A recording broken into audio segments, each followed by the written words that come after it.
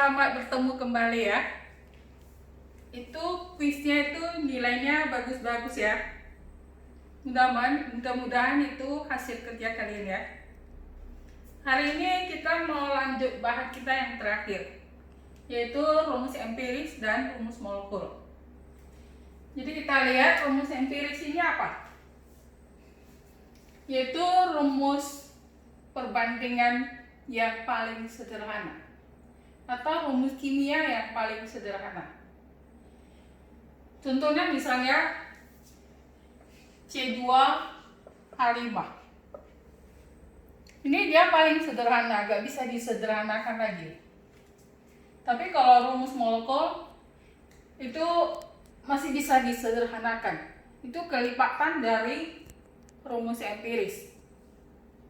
Jadi contohnya kalau ini rumus empiris, maka rumus molekul misalnya C4H10. Jadi ini masih bisa disederhanakan jadi C2H5. Kalau rumus empiris sudah paling sederhana. Jadi kita lihat ya. Kalau rumus kimia ada 2, indeksnya 2, 5. Ini berarti perbandingan mol.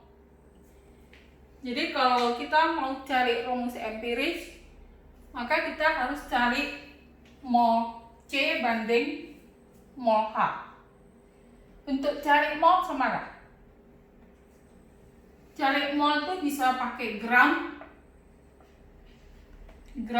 atau persen gram atau persen berat ya.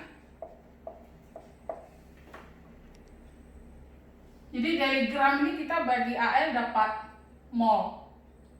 Kemudian kita ambil perbandingan molnya itu kita bisa dapat rumus empiris ya. Kalau untuk rumus molekul, kalau kita mau cari rumus molekul ini harus ada rumus empiris. Ini harus ada rumus empiris. Kalian lihat di sini, ini rumus empiris C2H5. Rumus molekul C4H10. Jadi rumus molekul ini kelipatan dari rumus empiris. Jadi kalau kita lihat MR-nya ya, MR-nya ini 29. Ini 29, maka ini 58. Jadi kalau kita lihat berarti C2H5 ini kelipatan 2 kali ini menjadi rumus molekul. Jadi kita mau cari rumus molekul harus ada rumus empiris. Ini rumus empiris. Kemudian kalau ada MR ini 29, ini 58. Jadi kelipatan 2 kali. Jadi kita bisa cari kelipatannya kalau ada MR. Maka mau cari rumus molekul, pertama harus diketahui rumus empiris, kedua MR senyawa. Ya. Jadi bedakan rumus empiris dengan rumus molekul. Kita lihat contoh soal ya. Ini soal ini ada di bulet kalian, di konsep mol itu. Ini soal nomor 1A. Di soal ini diketahui persen masing-masing unsur, persen beratnya. Yang ditanya rumus empiris. Jadi tadi sudah saya katakan mau cari rumus empiris harus ada gram atau persen berat dari masing-masing unsur. Jadi di soal ini semua udah ada persennya nih. Jadi bisa langsung kita cari. Boleh gram, boleh persen berat bagi AR. Ini di soal sudah ada persennya, persen B ini, persen O ini bagi AR. Ini persennya kan habis semua. Jadi jadi perbandingan gram ya. Maka ini gram bagi AR dapat mol. Ini boleh kita bulatkan. Boleh dibulatkan. Karena kalau angkanya jelek, kita bisa bagi dulu dengan yang terkecil. Nanti kita lihat untuk soal nomor 2. Ini bisa langsung bulatkan. 0,97 1. 1,98 2, ini 3,5. Baru kita kali 2. Ini kali 2. Jadi jadi 2, 4, 7. Maka kita dapat rumus empiris Na2B4O7. Kemudian contoh soal satu lagi. Ini juga soal di bulet kalian ya, soal nomor 5. Ini ada senyawa. Ini belum diketahui jumlahnya ini. Ya, X, Y, Z. Senyawa ini dibakar, hasilnya CO2, H2O. Kemudian ini masanya 1,15 gram. Dibakar dengan oksigen menghasilkan CO2 2,2, H2O 1,35 gram. Kemudian ada diketahui. Ini untuk apa? Nanti kita lihat. Sekarang ini mau cari rumus molekul.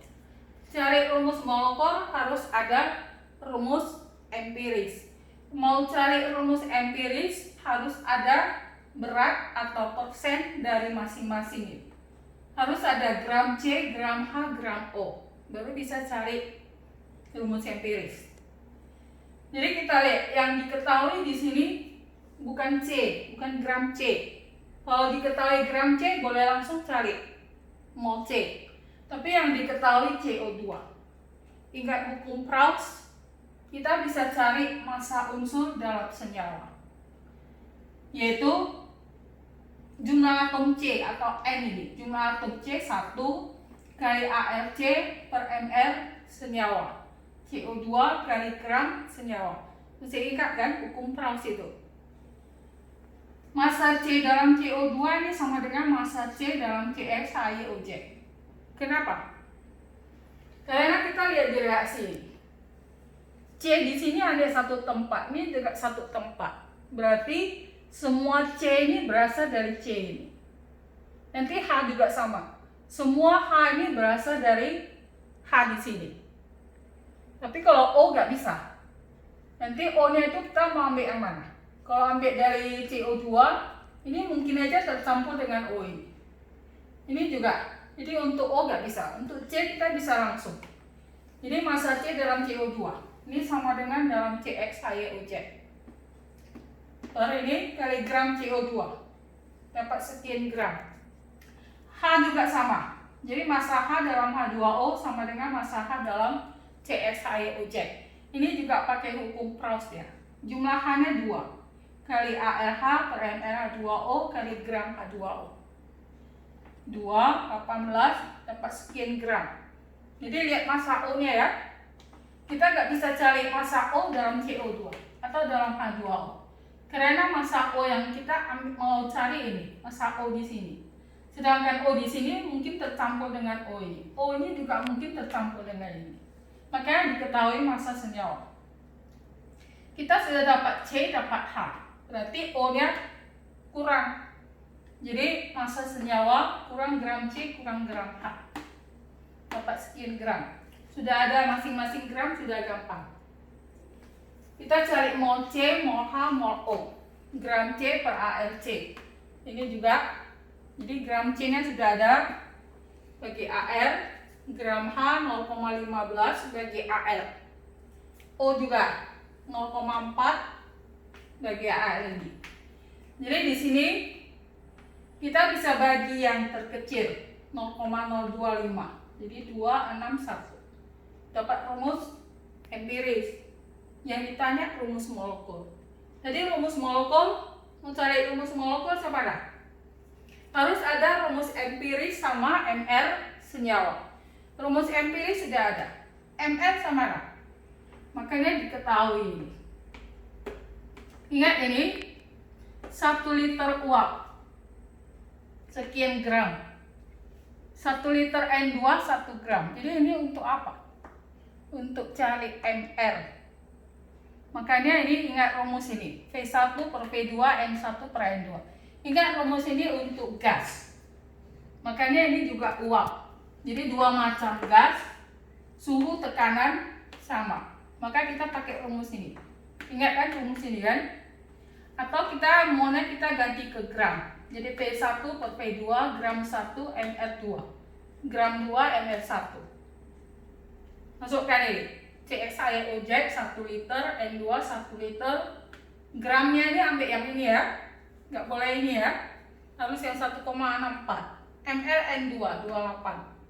Dapat ml senyawa 46. Baru kita masukkan ini rumus empiris ini kelipatan berapa kali dari rumus molekul. Jadi rumus empirisnya ini N MR 46, ini masukkan MR ini C12 kali 2, 6 kali 1, 1 kali 16, dapat N nya 1.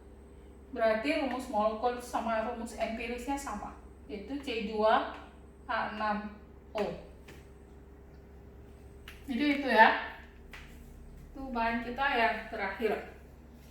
Sampai ketemu lagi untuk lain kali ya. Terima kasih.